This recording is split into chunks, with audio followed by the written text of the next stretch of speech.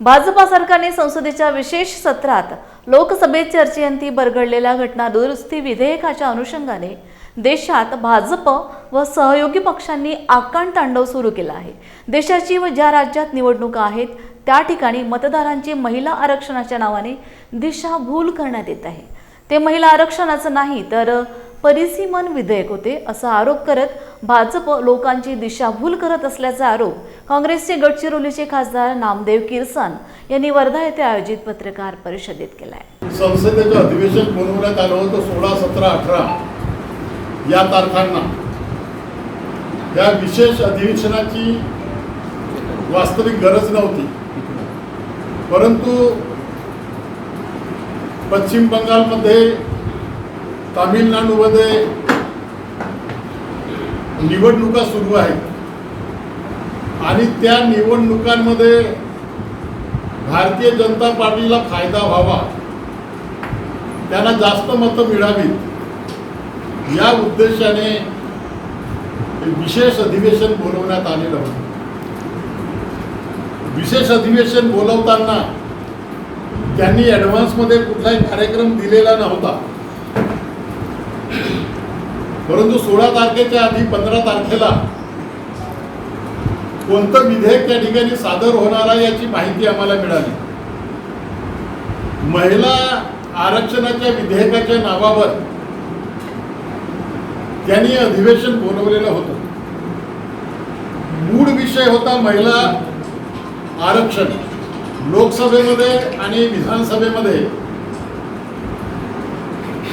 ज्या जागा आहेत त्याच्यावर महिलांना 33% आरक्षण देण्याचा विधेयक सरकार आणणार होते, परंतु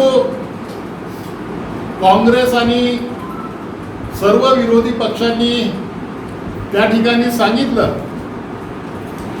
की सप्टेंबर 2023 मध्ये महिला आरक्षणाचा बिल पास झालेला आहे आणि त्याच्यावर 2023 मध्ये 28 सप्टेंबरला राष्ट्रपती महोदयांची स्वाक्षरी झालेली आहे आणि ते पारित झालेलं आहे। आणि त्यावेळी जेव्हा लोकसभेत आणि राज्यसभेत सप्टेंबर 2023 मध्ये चर्चा झाली, तेव्हा राहुल गांधींनी लोकसभेमध्ये आपल्या भाषणामध्ये स्पष्ट सांगितलेलं होतं की आमचा सर्वांचा पाठिंबा या विधेयकाला आहे, परंतु हे विधेयक आतापासूनच त्वरित लागू करण्यात यावे आणि येणारी जी 2024 ची निवडणूक आहे लोकसभेची, या लोकसभेच्या निवडणुकीपासून सुद्धा लोकसभेमध्ये ज्या जागा आहेत त्या जागांवर महिलांना 33% आरक्षण देण्यात यावं असा आग्रह धरला। विरोधी पक्षांनी आग्रह धरला की आरक्षण त्वरित लागू झालं पाहिजे, परंतु जी भारतीय जनता पार्टी आणि त्यांचे मुखिया मोदीजी जे आव आणत आहेत की आम्ही फार महिला हितैषी आहोत, पण ते महिला हितैषी कधी नव्हतेच आणि ते महिला हितैषी नाही। जर महिला हितैषी असते तर 2023 मध्ये जर हे विधेयक संमत झालं, दोन्ही सभागृहामध्ये एक मताने झालं, लोकसभेमध्ये फक्त 2च मतं विरोधात गेलेली होती, बाकी सगळे लोक त्या विधेयकाच्या बाजूने होते। असं झालं असताना तो लागू करू नये आणि त्याच्यामध्ये जनगणनेची आणि परिसीमनची अट टाकून त्याला प्रलंबित ठेवलं। जनगणना केली नाही, परिसीमनही केलं नाही आणि आता उशिरा ह्या ज्या निवडणुका चालू आहेत ह्या निवडणुका लक्षात घेऊन त्यांनी ऐन यावेळी विशेष अधिवेशन बोलवून महिला आरक्षणाच्या नावाने परिसीमन बिलाची तरतूद व्हावी, परिसीमन विधेयक पास करावं आणि त्याच्यामध्ये संवैधानिक दुरुस्ती करावी अशा प्रकारचा बिल त्यांनी आणला आणि त्याला नाव दिलं महिला आरक्षणाचं। महिला आरक्षण ऑलरेडी 2023 मध्ये झालेलं होतं, आता करायची गरज नव्हती. परंतु जे विरोधी पक्षाचे लोक आणि काँग्रेस अशी म्हणत आहे की आता ज्या जागा विधानसभेच्या आणि लोकसभेच्या आहेत त्या जागांवर हे ते 33% आरक्षण लागू झालं पाहिजे. नंतर तुम्ही परिसीमन करा, काही करा, ती नंतरची गोष्ट आहे. जर तुमचे जागा वाढल्या तर आरक्षण सुद्धा वाढेल महिलांचं. परंतु यांना ते करायचं नाही. जोपर्यंत लोकसभेच्या आणि विधानसभेच्या जागा वाढत नाही तोपर्यंत यांना आरक्षण द्यायचं नाही. ही नारी शक्तीवर्धन अधिनियम 2023 नुसार महिलांना आरक्षण 33% आरक्षण लागू केलं होतं सरकारने आणि हे बिल पारित झालं होतं आणि 2024 पासूनच हे बिल लागू होणार. परंतु यांनी काही अटी ठेवल्या की आम्हाला जनगणना करायची आहे आणि मतदारसंघाची पुनर्रचना करायची आहे.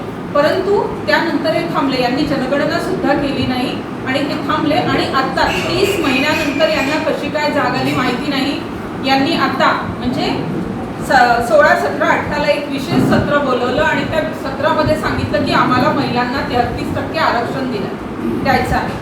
आम्हाला हे सगळं मान्य होतं. परंतु आता 2-3 राज्यांचे इलेक्शन सुरू आहे. काही लोक जे सांसद आहेत ते इलेक्शनमध्ये गुंतलेले आहे. अशा वेळेला एक तर यांनी आधी घ्यायला पाहिजे होतं, नाही तर नंतर इलेक्शनच्या नंतर घ्यायला पाहिजे होतं. आणि 17ला म्हणजे 17 तारखेला 17 एप्रिलला मतदान झालं आणि मतदानाचा रिझल्ट आल्यानंतर यांनी फेक निगेटिव्ह द्यायला सुरुवात केली. कारण यामध्ये विपक्ष जिंकला आणि यांनी सांगितलं की काँग्रेस हे महिला विरोधी आहे, महिला आरक्षणाच्या विरोधात काँग्रेस काम करत आहे. ॲक्च्युली आम्हाला 543 मध्येच 33% आरक्षण पाहिजे होतं. हा आमचा पहिला मुद्दा.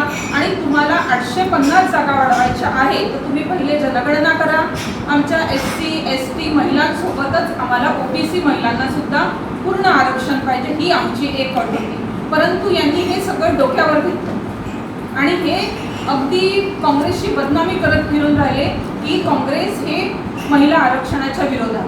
जर असं असतं तर आम्ही आपल्या देशाच्या पहिल्या पंतप्रधान इंदिराजी गांधी एक महिला पंतप्रधान होत्या. नंतर राजीवजी गांधी यांनी आपल्या महिलांना 33% पंचायत राजमध्येच आरक्षण दिलं. जर आमच्या मनात जर खोट असती तर आम्ही त्यावेळेला आरक्षण मंजूर केलं नसतं. आजही आमच्या इथे महिला किती आहेत हे तुम्हाला माहिती आहे की राजकारणामध्ये आमच्या महिला किती आहेत हे माहिती आहे. आणि यांच्या म्हणजे तुम्ही केंद्रीय मंत्रिमंडळात बघा किंवा प्रत्येक राज्याच्या मंत्रिमंडळात बघा किती महिला आहेत. त्यामुळे ती पसरवण्याचा प्रयत्न करत आहे.